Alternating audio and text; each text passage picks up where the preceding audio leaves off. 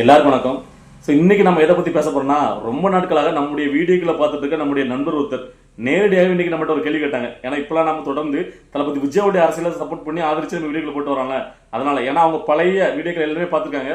So அதனால நம்மகிட்ட கேட்டாங்க, இல்லைனா நீங்க எப்பவுமே திராவிடத்தை எதிர்ப்பீங்க, தமிழ் தேசியத்துக்கு ஆதரிக்கக்கூடியவங்க, அது மட்டும் இல்லாம நாட்டு பச்சை உடையவங்க. ஸோ நீங்க வந்து பாத்தீங்கன்னா தமிழ் தேசியத்தை ஆதரிக்கக்கூடிய சீமானவர்களுக்கு சப்போர்ட் பண்ணாம, நாட்டுப்பற்று அப்படி சொல்ல பாஜக இருக்குல்ல அதோட தலைவர் அண்ணாமலையை நீங்க சப்போர்ட் பண்ணாம, விஜய் அவர்களை அதுவும் தமிழ் தேசியமும் திராவிடமும் நம் இந்த மண்ணோட இருக்கணுங்கள் சொல்லக்கூடிய கிட்டத்தட்ட திமுகவோட கொள்கைகளையே முக்காவாசி அறிவிக்கக்கூடிய விஜய் அவர்களை சப்போர்ட் பண்ண என்ன காரணம்? அவர் நடிகர்னால நீங்களாம் சப்போர்ட் பண்ணலாமா? என்ன நியாயமா? உங்களுக்கு பிடிச்ச நடிகர்னால சப்போர்ட் பண்றீங்களா அப்படிங்கிற மாதிரி நம்ம ஒரு கேள்வி கேட்டாங்க.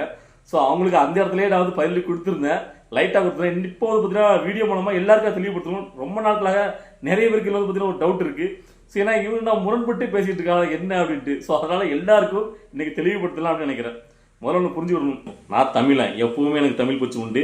அதுக்கப்புறம் நான் இந்திய நாட்டு பச்சு எனக்கு உண்டு. ஸோ ரெண்டுலையுமே எனக்கு எந்த ஒரு குறைபாடும் கிடையாது. நீங்க எல்லாரும் நல்ல ஒரு விஷயத்தை புரிஞ்சுக்கணும்.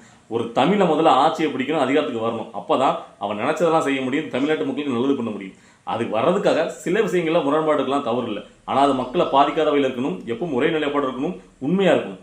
ஸோ நான் தமிழன் உணர்ச்சி பொங்க பேசிட்டு அந்த தமிழ் மக்களுக்கு இடைஞ்சல் பண்ற மாதிரி, தமிழ் மக்களை பிளவுபடுத்துற மாதிரி அவதூறா விமர்சனம் பண்ணிட்டு அதுக்கப்புறம் ஒரு நிலைப்பாட்டுல அப்படியே மாத்தி முன்னுக்கு பின்னா முரண்பாடு பேசுறவங்கள விடவும் ஓப்பனா தமிழ் தேசியமும் திராவிடமும் இந்த மாதிரி இருக்கணுங்கள் அப்படின்னு சொல்லிட்டு முழுவதுமாக அந்த திராவிடத்தை சப்போர்ட் பண்ணாம தமிழ் மக்கள் நல்ல அக்கறை கட்டுற ஒருத்தர் வரல ஒன்றும் தவறு கிடையாது. ஸோ அதான் நிலைப்பாடு. முதல்ல நான் தெளிவாக உங்களுக்கு புரிய வச்சுறேன், ஏன் வந்து நான் சீமானவர்களுக்கு ஆதரிக்கல அப்படின்ட்டு. முதல்ல நானுமே விவரம் தெரியாம இந்த ஆரம்பம் 2010-12 பாத்தீங்கன்னா, அதாவது சீமானவர்கள் பயங்கர அடி உணர்ச்சி பொங்க அப்படி பேசுவார்ல. ஸோ அதெல்லாம் பார்த்து அவருடைய பேச்சுல மகிழ்ந்து, அதாவது அப்படியே என்னடா இப்பெல்லாம் ஒருத்தர் பேசுவாரா அப்படின்னு உணர்ச்சி பொங்க அந்த நாட்டு நேரமாக படைக்கிற மாதிரி பேசுறோம்னா அதெல்லாம் பார்த்து வியந்திருக்கேன். ஆனா அதுக்கப்புறம் தான் அவருடைய முன்னுக்கு பின்னான அந்த முரண்பாடு எல்லா விஷயமும் தெரிய ஆரம்பிச்சது. அதாவது இப்ப நீங்க பெரியாரை பத்தி எதிர்த்து பேசுறதுனால பாத்தீங்கல்ல, திராவிடங்கனால பெரியார் எப்படி பழக்கிறாரு சீமானவர்கள் அப்படின்னு எல்லாரும் கொண்டாடுவீங்க.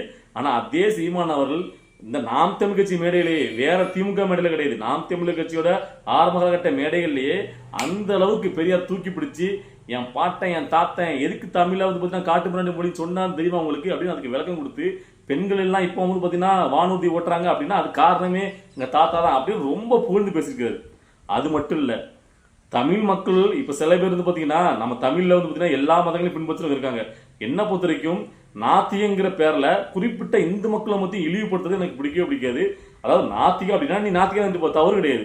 ஆனா எதுக்கு ஒரு இந்து மக்களை பின்பற்றக்கூடிய அவங்களுடைய கடவுள் நம்பிக்கையை கொச்சப்படுத்துறது ரொம்ப ரொம்ப கேடான விஷயம். அதை ரொம்ப பண்ணவர் தான் அந்த சீமானவர்கள். அவருடைய பழைய வீடியோக்கள்ல அந்த அளவுக்கு இந்து தெய்வங்களை இழிவுபடுத்தி கொச்சப்படுத்தி அசிங்கமா இப்பெல்லாம் வந்து சிவன்லாம் நீ வந்து சிவலிங்கன்னு ஏன் இருக்கு அதை பத்தி நீ ஒருத்தர் சொல்லிடுறா பார்க்கலாம். சிவலிங்கம்னா என்னன்னு சொல்லிட்டு அதை கும்பிட்றா அப்படின்னு ரொம்ப கேவலப்படுத்திருக்காரு.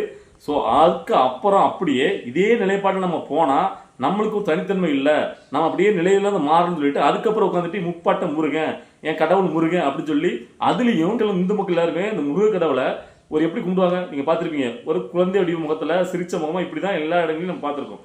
அவர் புதுசா நான் வந்து ஒரு உருவத்தை கொடுக்கேன் என் முப்பாட்டம் முருகனுக்கு அப்படின்னு அப்படி ஒரு தாப்பா தரிக்கிற ஒரு கோமணத்தை கட்டி ஒரு தலப்பா கட்டி முறுக்கு மீசை கொடுத்து ஒரு வேடன் மாதிரி முருகனா இப்படிதான், அதாவது முருகன்கிற ஒரு முகத்தை ஒரு ஃபேஸ முருகன்கிறத ஒவ்வொரு இந்து மக்களையும் வேற வேற விதமா குழந்தை சிரிச்ச முகமா எப்படி இல்லாம கொண்டாடுறாங்க. ஆனா இவர் வந்துட்டு என் முப்பட்ட முருகன்ட்டு ஒரு புதுசா ஒரு வடிவத்தை கொடுத்து இவரு எல்லாமே அவருக்கு இஷ்டத்துக்கு ஒரு விஷயத்த பண்றாரு. அது மட்டும் இல்ல, அதாவது நீங்க நினைக்கலாம், அதாவது பாத்தீங்கன்னா பெண்களுக்கு சம வாய்ப்பு கொடுக்காரு, அதாவது தேர்தலில் வாய்ப்பு கொடுக்காரு. ஆனா அந்த பெண்களுக்கு எவ்வளவுக்குள்ள நீங்க வந்து பாத்தீங்கன்னா மரியாதை கொடுக்கீங்கன்னு இருக்கு.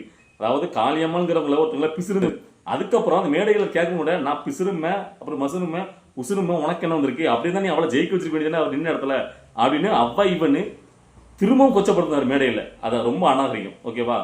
அதுக்கப்புறம் மக்களுக்காக போய் எதனால தமிழ்நாட்டு மக்களை முன்னாடி நிற்காரு சொல்றீங்கல்ல, நான் எல்லாம் சாம்பிள் சொல்லிட்டு இருக்குது, அதான் முக்கியமான விஷயம் நிறைய இருக்கு. ஓகேவா? ஸ்டெர்லைட் துப்பாக்கி சூடு பிரச்சனை இல்ல, 100ஆம் நாள் போராட்டத்துல எத்தனை பேர் 13 பேர் சுட்டுக் கொல்லப்பட்டாங்கல்ல, அந்த இடத்துல இவர் இந்த ஸ்டெர்லைட்டுக்கு எதிராக நின்று போட்டம் பண்ணி அதுக்கு என்ன பேசினார் சொல்லுங்க. அப்போ எடப்பாடி அவர்கள் ஆட்சி தான் எதிர்த்து பேசினாரா? சீமானவர்கள் அந்த காலகட்டத்தில் காணவே இல்லை. இப்போ அவங்களுடைய வெளியே போன நிர்வாகிகள் நிறைய பேர் சொல்றாங்க, நாங்க 100 நாளுக்கு முன்னாடி போராடிட்டு இருந்தோம், 100ஆம் நாள் கலந்துக்கு போகும்போது எங்கிட்ட சொல்லிட்டாரு நீங்க 100ஆம் நாள் போராட்டத்துக்கு போக வேண்டாம் அப்படின்னு சொல்லி அதெல்லாம் வீடியோக்கள் வருது. ஸோ இப்போ அப்போ அவர் சுயநலமாக தான் இருந்திருக்காரு. ஸோ அப்படிங்கிறது நிறைய விஷயங்கள் அவரை பற்றி சொல்லிட்டு போகலாம்.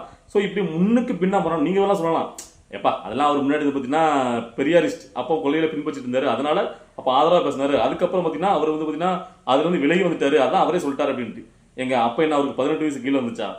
ஏங்க நீங்க வந்துட்டு இவ்வளவு பெரிய வயசுல உங்களுக்கு வந்துட்டு அதை தெரியாம ஒரு பண்ற ஒரு விஷயத்தை தான் மன்னிக்க முடியும். தெரிஞ்ச ஒரு விஷயத்தை பண்ணிட்டு அதுக்கப்புறம் இந்த நிலைப்பாட்டை மாறி நான் ரொம்ப நல்லவன் ஆயிட்டேன், அதாவது போதி மரத்துல இருந்து எனக்கு புத்தருக்கு இது வந்த மாதிரி எனக்கு ஞானம் வந்துட்டு அப்படின்னா அதை எப்படி ஏற்றுக்க முடியும்? இனிமே நீங்க அப்படிதான் இருக்கீங்க, அதை முன்னுக்கு பின்னா முரண்பாடா ஒரு விஷயத்தை பண்ணி விடுறது. தளபதி விஜயாவில் அரசியல் கட்சி ஆரம்பிச்சு வரும்போது ஏதோ உங்ககிட்ட கேட்டு உங்ககிட்ட சொல்லிட்டு தான் அவர் வந்துற மாதிரியும் அவர் எல்லா விஷயம் உங்ககிட்ட கேட்டு தான் முடிவெடுக்க போற மாதிரி எவ்வளவு விட்டுகள். தம்பி வந்துட்டு நான் சொல்லி தான் வந்தான், தம்பி நான் சொல்லதான் கேட்பான், மாநாட்டுக்கு நான் போவேன், அவர் நான் அதுக்கப்புறம் மாநாட்டுக்கு நான் வேண்டாம் தம்பி இது உன்னுடைய மாநாடு நீ பார்த்துக்கன்னு சொன்னேன்னு சொல்லிட்டு ஒவ்வொரு விஷயத்திலையும் முன்னுக்கு பின்னா அவ்வளோ முரண்பாடு. இவர் மைக்கு சின்ன கொடுத்தனா என் தம்பி மைக்கை பிடிச்சி பாட்டு பிடிச்சான்னு சொல்லி எப்படி எல்லாம் விட்டுட்டு அதுக்கப்புறம் அப்படியே அதாவது கொள்கைக்காண்டிலாம் சீமானவர்கள் ஒன்றும் எதுக்கல விஜய் அவர்களை நல்லா புரிஞ்சுக்கணும். அதாவது மாநாட்டு மேடையில நான் வந்து எக்ஸ்ட்ரா லக்கேஜ் எல்லாம் வரல ப்ரோ அப்படின்னு அவர் சொல்லிட்டாரு. உடனே ஒரு கடுப்பாயிட்டு அதுக்கப்புறம் அப்படியே உட்காந்து தளபதி விஜய் அவர்கள் ரொம்ப கீழ்த்தரமா கொள்கை கூமுட்டைன்னு சொல்லி அப்புறம் நடுரோட்டு சாவா அப்படின்ட்டு அப்படிலாம் விமர்சனம் பண்ணாரு. அதுக்கப்புறமும் தளபதி விஜய் அவர்கள் இவரை வந்து பார்த்தீங்கன்னா ஒரு பெருசா வந்து பொருட்படுத்தல, கடந்து போக சொல்லி விட்டாரா. அதுக்கப்புறம் தான் இப்போ வந்து பார்த்தீங்கன்னா ரீசெண்டா தளபதி விஜய் அவர்ல அவனுக்கு அதாவது இவர் தம்பி சொன்ன தளபதி விஜய் அவர்களே பெருந்தன்மையா அப்படின்னு போது நம்ம திரும்ப போய் அவர் நம்ம விமர்சனம் பண்ணக்கூடாது அப்படின்ட்டு இவருக்கு உறுத்த ஆரம்பிச்சிட்டு. ஏன்னா தளபதி விஜய் எப்பவுமே பெருந்தன்மையை அவர் கத்து கொடுக்காரு மற்றவங்களுக்கு. ஸோ புரிஞ்சுக்கணும். ஸோ அதனால சீமான் அவர்கள் பார்த்தீங்கன்னா ஒரு உண்மையா ஒரே நிலைப்பாட்டோட என்னைக்கு இருக்கிறது கிடையாது, மாறுபட்டு அவர் வந்து தன்னுடைய சுயதேவிகாரவை அப்பப்போ மாறிக்கிறாரு, அது நம்மளுக்கு செட் ஆகல. ஸோ அதாவது மக்கள் பார்க்கறவங்களுக்கு வேணா தமிழ் தேசத்துக்காண்டி இவர் தான் குரல் கொடுக்காரு அப்படின்னு தெரியும். அதாவது நிறைய டைம் எல்லாம் அவர் சண்டை போடுறது எதிர்த்து கேள்வி கேட்கறது எல்லாம் நல்லா இருக்கும், எனக்கும் பிடிக்கும். ஆனா உண்மையா தமிழ் தேசத்தையே மாற்றக்கூடிய தமிழ் தேசத்துக்கான போராடக்கூடிய தலைவர் இவர் தானா அப்படின்னு கேட்டீங்கன்னா அது எனக்கு ரொம்ப பெரிய கேள்விக்குறி இருக்கு. ஸோ அதுக்கப்புறம் அண்ணாமலை அவர்கள், அண்ணாமலை நாட்டு பச்சு உடையவர் தான், எனக்கு அந்த மாற்றுக்கிறது கிடையாது. பாஜக மேல நாட்டுக்கு நல்ல விஷயங்கள் நிறைய பண்ணுது. ஆனா தமிழுக்கு அண்ணாமலை அவர்கள் முக்கியத்துவம் கொடுப்பாரா, தமிழ்நாட்டுக்கு முன்னுரிமை வாங்கி தருவாரான்னு கேட்டீங்கன்னா மிகப்பெரிய டவுட். ஏன்னா அண்ணாமலைங்கிறவரை இங்க வந்து பாத்தீங்கன்னா அடையாளப்படுத்தினது பாஜக தான். ஸோ அண்ணாமலைங்கிற ஒருத்தர் பாஜக மாநில தலைவராக வரப்போ தான் நமக்கு தெரியும். ஸோ அதனால ஒரு பாஜக மேலிடம் என்ன சொல்றதோ மத்திய அரசு என்ன சொல்றாங்களோ அதை அப்படியே கேட்டு செயல்படுத்தக்கூடியவராக இருக்காரு. இவரால் தன்னிச்சையா தமிழ்நாட்டுக்கு முக்கியத்துவம் கொடுக்கிற மாதிரி தமிழ்நாட்டுக்கு நன்மை விளைக்கிற மாதிரி எந்த ஒரு செயலுமே செய்ய முடியாது. மேலிடத்துல என்ன சொல்றாங்களோ அதை அப்படியே அவங்கள்ட்ட கேட்டு இங்க செயல்படுத்தக்கூடியவர், இங்க இருக்க ரிப்போர்ட் அப்படியே கொடுக்கக்கூடியவர். ஸோ இவரால் சுயமா முடிவெடுக்கலாம். தமிழ்நாட்டுக்கு என்ன தேவை, தமிழ்நாட்டு மக்களுடைய நலனை மட்டும் மனசுல கருதி அவரால் எதுவுமே பண்ண முடியாது. அதுக்கு அவருக்கு வந்து அதிகாரம் கிடையாது. மேல வந்து சொல்றது செய்யறது மட்டும் தான் அவருடைய அதிகாரமா இருக்கு. ஓகேவா? இந்த ரெண்டு விஷயங்களையும் பொறுத்த வரைக்கும் என்ன பொறுத்த வரைக்கும் தளபதி விஜய் அவருக்கு நான் நடிகர் அப்படிங்கிற காரணத்துக்காண்டி அவர் சப்போர்ட் பண்ணல. ஏன்னா நடிகர்னா எவ்வளவு நடிகர் இருக்காங்க, அரசியல் வந்தவங்க இருக்காங்க. நான் எந்த காலத்திலையும் எந்த நடிகர் அரசியல் வந்த போதும் நான் சப்போர்ட் பண்ண கிடையாது. தளபதி விஜய் அவர்கள் மட்டும் நான் சப்போர்ட் பண்ணேன்னா அவர் இவ்வளவுக்குள்ள பீக்ல இருக்கும்போது உச்சத்துல இருக்கும்போது நிறைய தான் சொல்லிட்டேன். யார் அவ்வளவு சீக்கிரத்துல இவ்வளவுக்குள்ள 50 வயசுல உச்ச நடிகர் இருக்கும்போது விட்டுட்டு வர மாட்டாங்க. அவங்க ஏன்னா அந்த அரசியலுங்கிறது எவ்வளவுக்குள்ள மோசமான ஒரு இதுன்னு எல்லாருக்கும் தெரியும். அதாவது ஏஜ் அவுட் ஆனவங்க வருவாங்க, இல்ல வந்துட்டு ஒரு 2 சீட்டு ஒரு சீட்டு வாங்கிட்டு இந்த கதை நம்மளுடைய அங்க வந்து பாத்தீங்கன்னா பெரிய ஒண்ணு இல்ல, ஒரு அதிகாரம் வேணும், கட்சியில போனா நம்மளுக்கு வந்து பாத்தீங்கன்னா ஒரு பதவி கிடைக்கும் அப்படின்ட்டு கட்சி ஆரம்பிச்சு அதுக்கப்புறம் ஏதாவது ஒரு கட்சியோட கூட்டணி வச்சு ஒரு சீட்டு 2 சீட்டு வாங்குறவங்களை பத்தி நான் பேசல. ஒரு அரசியல் இயக்கமா ஒரு அரசியல் கட்சியா மாபெரும் இயக்கமா கொண்டு வந்து மக்களிடையே நம்ம ஒரு ஆட்சியை பிடிக்கணும் வர்றது தளபதி விஜய் அவர்கள். ஸோ அப்படிப்பட்ட ஒருத்தர் வரும்போது அவருக்கு சப்போர்ட் பண்ணணும், அவர் வரட்டும், அவர் பண்ண திட்டங்களை பொறுத்து நீங்க அவரை ஆதரிக்கலாம், விமர்சனம் பண்ணலாம். ஆனா வரும்போதே அவர் சினிமாக்காரர் அப்படின்னு நிகழ்ச்சியா பார்க்கறது எனக்கு அவ்வளவுக்குள்ள நல்லதான் தெரியல. ஏன்னா சினிமாங்கிறது ஒரு தொழில், அவ்வளவுதான். முதல்ல ஒன்று தெரிஞ்சுக்கணும், சினிமாக்காரங்களாம் ஏன் அரசியலுக்கு வரான்னு நீங்க நினைக்கிறீங்க?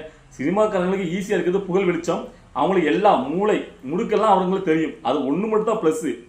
அதுக்கப்புறம் அவங்க நிலைச்சு நிற்கிறது எல்லாமே அவங்ககிட்ட இருக்கிற சரக்கை பொறுத்து இருக்கு, அவங்ககிட்ட இருக்கிற திட்டங்கள் என்ன, அவங்க என்ன செய்யணும் இந்த மக்களுக்கு அப்படிங்கிறத பொறுத்து தான். சும்மா அப்படி பாத்தீங்கன்னா வந்து எல்லா நடிகருமே ஜெயிச்சிருக்குமே, ஜெயிக்க முடியலையே. ஏன் காரணம் கேட்டீங்கன்னா வரும்போது இருக்கிற புகழ் வெளிச்சம், அதுக்கப்புறம் அவங்க பண்ற செயல்கள் திட்டங்கள் அவங்க எடுத்து வைக்கிற ஒவ்வொரு நிலைப்பாட்டிலையும் பொறுத்து மக்கள் முடிவு பண்ணிடுவாங்க. இவர் உண்மையிலே இங்க வந்து பாத்தீங்கன்னா அரசியல் மக்களுக்காக பண்ண வராரா இல்லைன்னா அவருடைய சுயலாபத்துக்காக பண்றாருங்கிறது தெரிஞ்சிருவாங்க.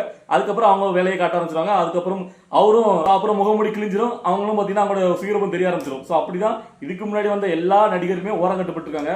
ஆனா தளபதி விஜய் அப்படிப்பட்டவர் கிடையாது. ஏன்னா அப்படி வந்து மொக்கப்படுறதுக்காக அவ்வளவு பேரும் பாத்தீங்கன்னா அவருக்கு இருக்கிற அவ்வளவு பெரிய புகழையும் கெடுக்கிறதுக்கு அவர் வந்து அரசியல் கட்சி ஆரம்பிச்சு வரமாட்டாரு. அவர் வந்து தமிழ் தேசியமும் திராவிடமும் வச்சிருக்கிறது எல்லாருமே பத்தி ஒரு ரொமானா தெரியலாம்.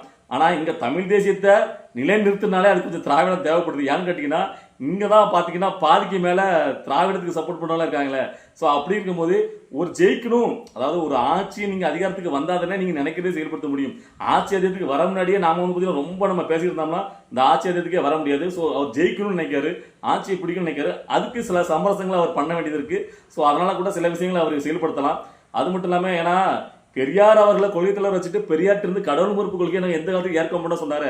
அதுக்கே ஒரு தனி தைரியம் வேணும், ஒரு தில்லு வேணும். அப்பவே நீங்க யோசிச்சிருக்கணும். அவர் ஜெயிக்கிறதுக்கு உண்டான எல்லா வேலையும் பார்க்க முடிவு பண்ணிட்டாரு. இப்போ கூட நிறைய பேர் கேட்கறாங்க, இல்ல அவர் இப்பவே தேர்தலில் பாத்தீங்கன்னா வீடு அமைக்கிறதுக்கே பிரசாந்த் கிஷோரை கூட்டு வராரு, 500 கோடி செலவு பண்றாரு, பணம் எங்க இருந்து வருது, சோ அப்படிங்கிறவர் ஜெயிச்ச உடனே எப்படி நல்லது பண்ணுவாரு அப்படிங்கிற மாதிரி கேட்காங்க. அப்படி நீங்க எடுத்துக்க கூடாது. முதல்ல அவர் 500 கோடியோ கொடுக்காருன்னு தெரியுமா? ஊர்ல 1000 பேர் 1000 பேசலாம், அதெல்லாம் பிரச்சனை கிடையாது. அது மட்டும் இல்லாம இப்ப ஜெயிக்கணும்னு அவரு முடிவு பண்ணிட்டாருங்க. ஆட்சியை நம்ம பிடிக்கணும் அப்படின்னா இங்க இருக்கிற எதிரிகள் எவ்வளவுக்குள்ள ஸ்ட்ராங்கா இருக்காங்க திராவிட கட்சிகள் தெரியும். சோ இவங்களை சாட்சி நம்ம ஒரு ஆட்சியை பிடிக்கணும் நினைக்கிறது அவர் பெரிய அரசு கட்டமைப்புல வந்தவர் கிடையாது. அவருக்கு வீகாமிக்கிறது என்ன தப்பு இருக்கு? ஜெயிக்க நினைக்கிறேன். இப்போ ஒரு அரசன் இருக்கு, அவர் முதல் மாட்டே சொல்லியிருப்பாரு, ஒரு சின்ன பையன் பெரிய போர் அவங்களை எதிர்த்து சண்டை போட்டு ஜெயிக்கணும்னு நினைக்கும் போது அவன் தன்னிட்டு இருக்க எல்லா பலத்தையுமே அவன் வியூகிப்பான்ல. சும்மா ஒரு அரசியல் கட்சியை மட்டும் ஆரம்பிச்சு வந்தா போதாதுல்ல, ஜெயிக்கணும் முடியும் மட்டும் இருக்கிற எல்லா வித்தையும் கத்துக்கிட்ட மொத்த வித்தையும் இறக்கணும்ல, அப்பதான் ஜெயிக்க முடியும். சோ அதனால அவர் எல்லா வகையிலும் முயற்சி பண்ணிட்டு இப்ப அதோட தவறு கிடையாது. அவர் அரசியல் கட்சி ஆரம்பிச்சாரு, அரசியல் கட்சி ஆரம்பிச்சா ஜெயிக்கிறதா நோக்கமா இருக்கணும். ஜெயிக்கணும்னா அதுக்கு உண்டான எல்லா வழிகளையும் பின்பற்ற வேண்டியதானே, புரியுதா? அவரு மத்த திராவிட கட்சிகளை மாதிரி ஓட்டுக்கு காசு கொடுத்தாருன்னா அப்ப நீங்க கேட்கலாம், நறுக்குன்னு கேள்வி கேட்கலாம், நானே எதிர்த்து நிற்பேன் முதலா, புரியுதா? சோ அவர் அப்படிலாம் பண்ண போறது. அவர் தனக்கு பிடிச்ச மாதிரி ஒரு நட்பு வட்டாரத்தை வச்சுக்கிட்டு ஒரு வீங்களை அமைக்கிறாரு, அது ஒன்றும் தவறு கிடையாது. இங்க இருக்கக்கூடிய திராவிட கட்சிகள் எப்படிலாம் என்னென்ன பித்தலாட்டெல்லாம் காட்டுவாங்கன்னு உங்களுக்கு தெரியும். சோ அப்படி இருக்கும்போது புதுசா ஒரு அரசியல் கட்சி ஆரம்பிச்சுட்டு ஒருத்தர் ஜெயிக்கணுங்கும் போது அதுக்கு எவ்வளவு கஷ்டம், அதுக்கு சப்போர்ட் தேவையில்ல. சோ அதெல்லாம் பண்றவங்க தவறு கிடையாது. சோ அதனாலதான் நான் தளபதி விஜய்க்கு ஆதரிக்கிறேன். சோ அவர் வரட்டும், அவருடைய திட்டங்கள் செயல்பாடு என்ன இன்னும் எவ்வளவு இருக்க, அவர் நான் ஆட்சியை பிடிச்சா இன்னெல்லாம் பண்ணணும் இனிமே தான் அறிவிக்க போறாரு. சோ அதெல்லாம் பொறுத்து அதுக்கப்புறம் அவருடைய விமர்சனம் வைங்க, அதை பாத்துக்கலாம். சோ என்ன பொறுத்தவரைக்கும் அவர் இது வரைக்குமே எந்த ஒரு சொல்லையுமே சொல்லிட்டு அதுக்கு மாற நடந்து கிடையாது, சொல்றதான் செய்யறாரு, புரியுதுங்களா? அவர் எந்த இடத்துலயுமே மாறுபட்டு நிக்கல. சோ எப்போது அவர் இதை சொன்னார இப்படி மாறுபட்டு நிக்கார நீங்க இன்னும் அவருக்கு சப்போர்ட் பண்ணீங்களான்னு கேட்டீங்கன்னா அன்னைக்கு என்னுடைய பதில் நான் சொல்றேன், ஓகேவா? இது வரைக்கும் அவர் எந்த விஷயத்திலுமே சொன்ன சொல்லு தவறாம கரெக்டா கட்சி ஆரம்பிச்சாரு, கொடி அறிவிச்சாரு, மாநாடு நடத்தினாரு, எல்லாமே சொன்ன மாதிரி நடந்துட்டு இருக்காரு. அதாவது சொல் முக்கியம் இல்ல, செயல் செயல் செயல்னு. சோ அப்படிப்பட்ட ஒருத்தர் அவருக்கு சப்போர்ட் பண்றது என்ன தப்பு இருக்கு? பேருக்கு தமிழ் தேசியம்னு பேசிட்டு நீங்க மாறுபட்டு உங்களுக்கு கொள்கையில மாத்துறதை விட தமிழ் தேசியமும் திராவிடமும் இந்த முன்னாடி இரு கண்கள் அப்படின்னு சொல்லிட்டு தமிழுக்கு முழுவதுமா குரல் கொடுக்கிற ஒரு மனுஷனை எப்படி நம்ம குறை சொல்ல முடியும்? நம்மளுக்கு மெயின் என்ன, தமிழை எந்த காலத்திலும் யாரும் அழிக்க கூடாது, தமிழ் தேசியம் பாதுகாக்கப்படணும். அது யார் வடிவத்தில் வந்தாலும் சரி, பண்றவங்க எப்படிப்பட்டவங்க பார்த்துட்டு நம்ம சப்போர்ட் பண்ணலாம், ஓகேவா?